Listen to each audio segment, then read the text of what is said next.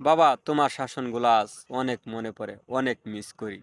কারণ তুমি একদিন স্কুলে না যাইলে অনেক শাসন করতাই।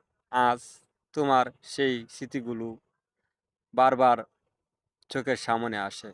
আসলে কি হবে? সেই সময়ে আমি স্কুল ফাঁকি দিয়ে অনেক দিকে যাইতাম। তোমার কথা একটুকু মূল্য দিতাম না। আজকে তোমার কথাগুলো ভাবি আর চিন্তা করি। বাবা কখনো আমারে শাসন করে নাই নিজের স্বার্থের জন্য। আমার স্বার্থের জন্যই বাবা শাসন করতো। তখন আমি বাবারে মনে মনে গালি দিতাম।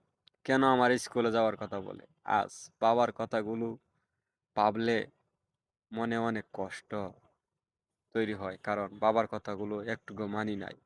যদি বাবার কথাগুলো মানতাম, আজকে কষ্ট করে টাকা উপার্জন করা লাগতো না, করতে পারতাম।